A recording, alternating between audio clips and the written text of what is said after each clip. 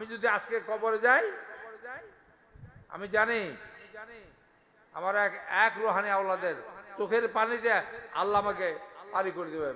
বলে আলহামদুলিল্লাহ। আমি এটা লোভ থাকতে হয়, নবীজির মহব্বতের লোভ থাকতে হয়।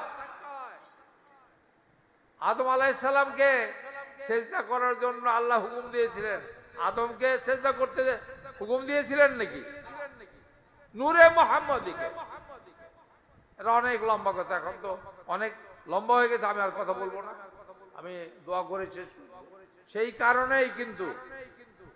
সেই কারণে আজকে আপনাদের সাথে আপনারা সবাই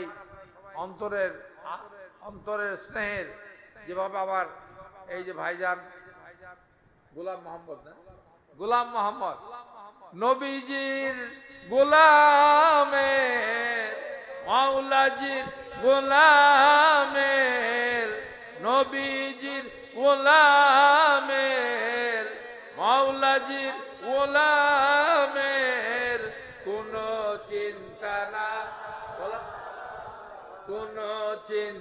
নাই। চলো নবীজির জান্নাতে, চলো নবীজির জান্নাতে মদিনা। নবী মনিব আমি গোলাম, এই যে গোলাম মোহাম্মদ, নবী মনিব গোলাম মোহাম্মদ, নবী মনিব আমি গোলাম, তারে মন সপিয়া কি না পেলাম। আমি এরকম কথা বললে 2-4-5 ঘন্টা চলে যাবে। পাগলের ঘরে কি হয়? পাগল। আমি এক পাগল আর আশিক আরেক পাগল। হরিণের বাচ্চা কি হয়? হরিণ না? ছাগলের বাচ্চা ছাগল। আমার বাচ্চা আশিকি। আমি আশিকের কলিজার ভিতরে নবীজির প্রেম, সে প্রেমের আকর্ষণ আমাকে আজকে এখানে নিয়ে এসেছে।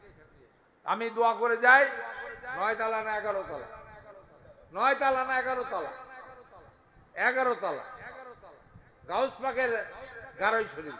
আমি ওখানে বানা আল কাদরি লিখলে গারোই শরীফ বাদে 9 কে 9 নাই, কোনো 9 নাই, 11 তলা হবে ইনশাআল্লাহ। ইনশাআল্লাহ আল্লাহ করে দিবে। এখানে বাংলার জমিনে প্রেমের কারখানা হবে, এখানে আল্লাহর হাবিবের মহব্বতের কারখানা।